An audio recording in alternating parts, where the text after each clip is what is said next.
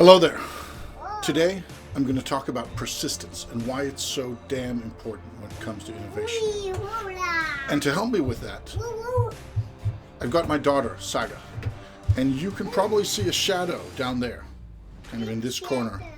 And you can probably hear some weird sounds. And that's Saga. Because Saga is in the office right now. And she's right now telling that her name is not Saga, it's Saga. Your name is Saga in Danish, but it's Saga in English.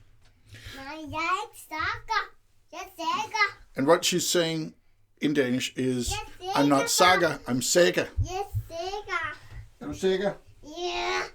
Is Saga in nogen stomach?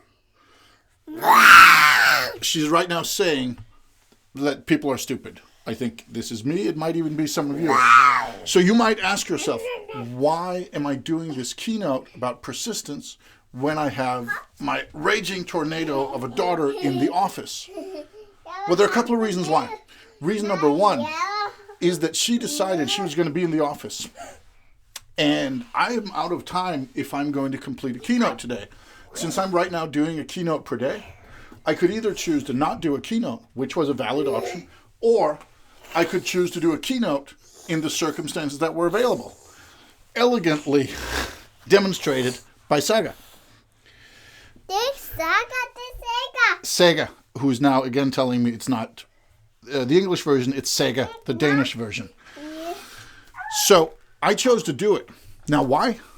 Because when you're innovating, when you're trying out new things, it's very easy to do it when you have the extra resources, when you have the extra time, when you have the budget, the money, the energy, the whatever.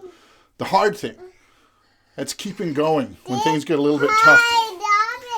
The hard thing is realizing. She's high up because I'm standing, so she's jumping around. The hard thing is keeping going when conditions are less than optimal. Right now, I'll be honest, conditions are less than optimal. This is costing sound. It's costing my concentration. It's a little bit fun, but the message is not exactly getting through as clear as I'd want to. Yes, I see you, beast. She's also now saying she's not a beast, she's Saga. We're getting the message here. Persistence in the face of less than optimal constellation, less than optimal circumstances. That is key. Because what often happens with innovation projects, somebody gets a fancy idea, they go to some conference or they read a book or somebody gives them a piece of advice, they hire a consultant. And then they come up with an idea. They're like, oh, let's try half-hour meetings for a week, or let's try sending emails to everyone, or let's try shipping something every day. It doesn't matter what it is. They try something new. And at the beginning, it's fun, it's nice, it's easy. Maybe there's results, maybe there's not, but it doesn't hurt. And then things start going wrong. What's usually done is this is when people stop that innovation process. This is when they say, oh, we're shutting it down. It's not happening. In my case, that would mean today. It would mean instead of recording keynote number 11 in 11 days, I'd give up. I'd say I got to 10. That was that. No, that's 7 to 10. That's Saga. Yeah, det jeg taler om. I'm not talking about her, but she thinks I am. I'm not talking about you. You are talking.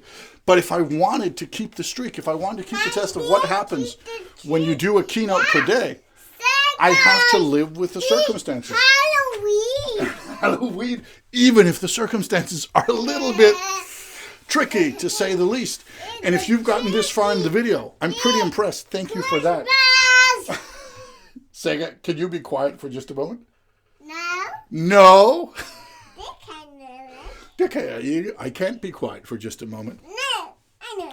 So I'm going to wrap it up pretty quickly. Because the main point is this. When you start on an innovation journey, there will be days like this. When you commit to doing something differently. Whether it's doing a keynote a day, whether it's doing standing meetings, whether it's trying to sell to a new segment, or anything that's new and different. There will be days like this. There will be days... There will be days when conditions are suboptimal. And then you have to decide, do I keep going Or do I stop? It's easy to stop. It's easy to say, the innovation failed. It wasn't possible. It couldn't be done, or it didn't work out. The tricky thing is to keep going. Is it worth it? Was it smart? Should I have stopped this evening? Should I have said 10 was enough? Or should I continue? I don't know. But I know this is keynote number 11 on day 11. And if I'd given in to my better judgment and said, no, I need to have peace and quiet, then I'd never have gotten here. And who knows how far this streak will go. Do I get to keynote 50, keynote 100, and what does that even mean? I don't know. You don't know. She doesn't know, and she doesn't care. But at least we now got to 11 through persistence. And in innovation, persistence is really, really important. Thank you for listening.